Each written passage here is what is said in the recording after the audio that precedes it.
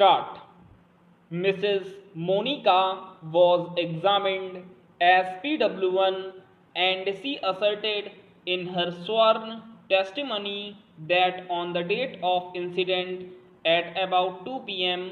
a quarrel had ensued between the children of two families and therefore Ram Kumar Singh had gone to the house of Kallu Singh with a view to get the matter reconciled amicably, but the deceased was abused him.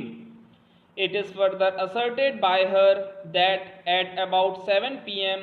on May 30, 1983, when she, along with her deceased husband and son Ravi Kumar, was returning from market, they were accosted near the house of Kallu Singh, who was standing on the road in front of his house, and that the appellant, who was having a gun, had fired a shot at the deceased, as a result of which the deceased had fallen down on the road.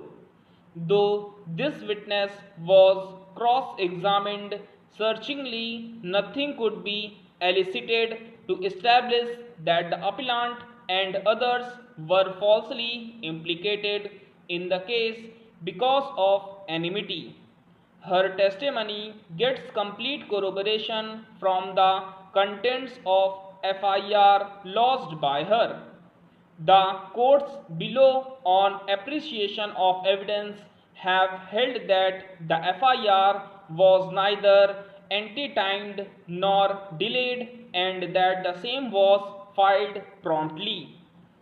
It is well settled that when soon after the occurrence the FIR is lodged at the police station, false story being cooked up or false implication of accused stands ruled out.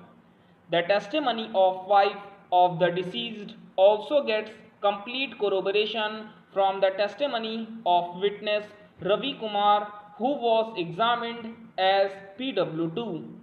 Witness Ravi Kumar has also stated that the appellant had fired a shot from his gun at the deceased, as a result of which the deceased had died.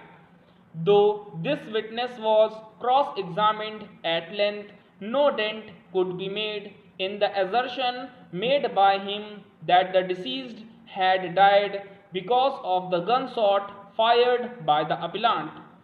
It is well to remember that Mrs. Monica PW1 is the wife of the deceased, whereas Ravi Kumar is the son of the deceased. They, being the close relatives of the deceased, would not allow the real culprits to go scot-free and implicate the appellant falsely in the case. As noticed by the High Court, Kallu Singh was brother-in-law, that is, husband of the sister of Mrs. Monica. Therefore, she would never make an attempt to implicate the appellant falsely in the case, as the appellant is closely related to her. It was easy for her to mention in her FIR and before the court that the shot was fired either by Kallu Singh, that is, her brother-in-law, or by Vijay Pal Singh, but she has not made any such attempt and attributed the firing of the shot only to the appellant. The trial court, which had advantage of observing demeanor of the witnesses, has rightly placed reliance on the testimony of Mrs. Monica for the purpose of coming to the conclusion that the appellant had fired a shot at the deceased, due to which the deceased lost his life. Stop.